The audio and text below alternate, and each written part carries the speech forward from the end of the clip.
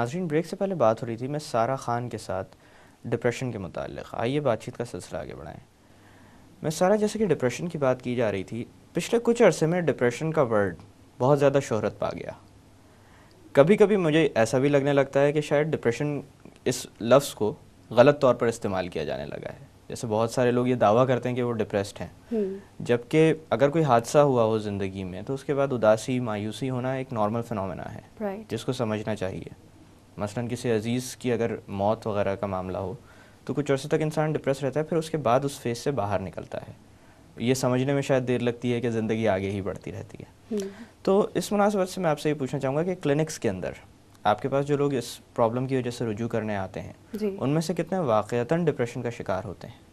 اچھا, it is used as a miss normal, لیکن جب لوگ آتے ہیں تو وہ ہمیں یہ پتہ ہوتا ہے کہ یہ ایک ان کا ڈیلی روٹین کی بات ہے کہ وہ یہ استعمال کریں. ڈپریشن پورا جو ایک پروٹوکول ہے ایک سائیکالوجسٹ کا کہ وہ کیس ہسٹری کے بعد اور تمام انٹرویوز کے بعد جی ڈائگنوسٹک کرائٹیریا ہے. تو جب ڈائگنوسس ہوتا ہے تو ہم یہ ڈٹرمن کرتے ہیں سمٹمس کے ساتھ اور ان کی کیس ہسٹری پر ہی. So we don't really give it that importance کہ وہ کیا کہہ رہے ہیں ان دیٹ ریگارڈ کہ ان کے ورڈس کیا ہیں ڈپریشن سے لے کے.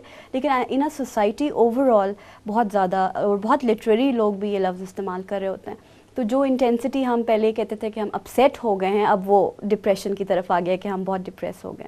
سو یا کلینکس میں جب لوگ آتے ہیں تو وہ یہی اسی قسم کے الفاظ استعمال کر رہے ہوتے ہیں. But it really doesn't matter because probably awareness شاید اتنا پہنچ گیا لوگوں تک, یا ان کو انٹینسٹی نہیں پتہ کہ ڈپریشن کس انٹینسٹی پہ جا کے آپ یہ کہہ سکتے ہیں, ڈکلیئر کر سکتے ہیں. ایگزیکٹلی. تو پھر in that regard it's just under word, اور ہم اس کو اسی ریگارڈ میں لیتے ہیں کہ یہ اپسیٹ ہو گئے ہیں, اس کو کہہ رہے ہیں.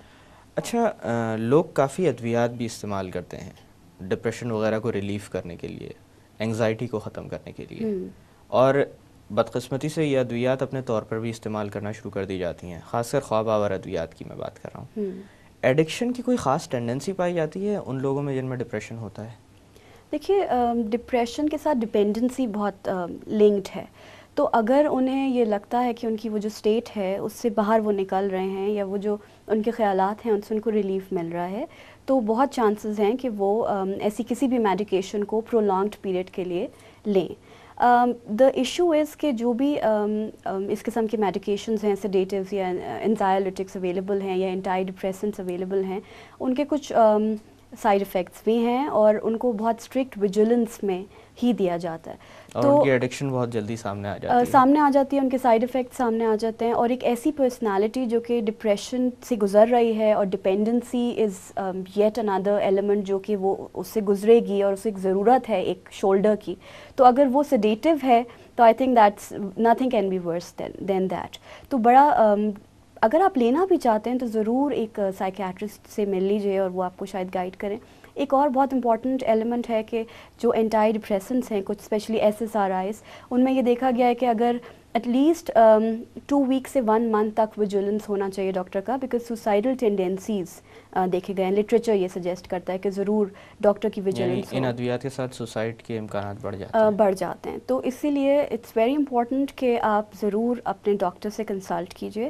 اینڈ ان فیکٹ آئی سے ناٹ جسٹ آپ ڈپینڈنسی کی بات کر رہے ہیں, تو جب ہم تھراپیز دے رہے ہوتے ہیں تو we also make this sure کہ جو بھی پیشنٹ یا کلائنٹ ہے وہ ڈپینڈنٹ نہ ہو اپنے تھراپسٹ پہ, یا جو ٹرانسفرنس کا ایلیمنٹ ہوتا ہے اس کو بہت زیادہ کوشش کی جاتی ہے کہ کرٹیلڈ رہے. Otherwise this can surely create problems, because medications یا تھراپسٹ ہمیشہ ساری زندگی آپ کے ساتھ نہیں رہ سکتا, اور آئیڈیا ہی یہی ہے تھراپی کا کہ آپ آگے بڑھیں اور اپنی زندگی آن یور اون گزار سکیں بہتر طریقے سے. اچھا مس سارہ, نفسیاتی امراض کی اگر بات کی جائے تو کئی انواع و اقسام کے ہوتے ہیں, صرف ڈپریشن تک یہ بات محدود نہیں ہے.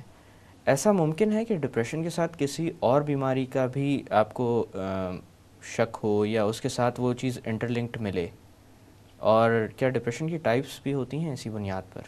جی دیکھیے, ڈفرینشیل ڈائگنوسس تو ہوتا ہی ہے ایٹ ٹائمز. جب ایٹ ٹائمز یہ بھی ہوتا ہے کہ کوئی patient with under disorder primarily آنا چاہیے, لیکن کیونکہ ڈپریسو سمٹمس نظر آتے ہیں تو لوگوں نے لے کر آتے ہیں, اور بعد میں ڈائگنوسس ہوتا ہے اسکیزوفرینیا یا it can be bipolar also. تو یہ ڈپینڈ کرتا ہے، اور ڈفرینشیل ڈائگنوسس ہے ہی، ہم بہت زیادہ انٹرلنکڈ ہیں سارے symptoms, so we need to be very cautious when we are diagnosing. And not just that, اس کے علاوہ یہ بھی ہے کہ جو ڈپریسو سمٹمز ہیں وہ سم ہاؤ اس ہی قسم کے، جیسے میں نے جو پہلے بھی بتایا کہ ایپیٹائٹ کا کم ہونا یا اگریشن، یا یہ وہ چیزیں ہیں جو کہ آن ڈفرینٹ انٹینسٹیز ہم سم ہاؤ فیس کر رہے ہوتے ہیں. جیسے اگر اینکشس ہیں یا ایگزامز ہیں تو کچھ بچوں کی ایپیٹائٹ بالکل کم ہو جاتی ہے، کچھ زیادہ اینکشس ہوتے ہیں، زیادہ کھاتے ہیں، اور یا یہ کہ سلیپ ڈس آرڈرز ایگزامینیشنز میں بچوں کو ہوتے ہیں. تو in that regard we need to see the intensity, اور نیچرلی وہ یہ بھی دیکھنا ضروری ہوگا کہ کوئی اور ڈس آرڈر ایسا ہے جو کہ ڈائگنوز نہیں ہوا لیکن ان سمٹمس کی وجہ سے انہیں لایا گیا.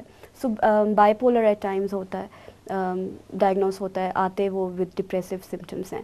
ہاں، جہاں تک ٹائپس کی بات ہے یہ بہت امپورٹنٹ ہے، because depression in it self بہت انٹینسو لیول پر ہوتا ہے، اور اٹ شوز ویری وائبرنٹلی نظر آنے لگتا ہے لوگوں کے اندر، تو جب بھی نارملی لوگ آتے ہیں.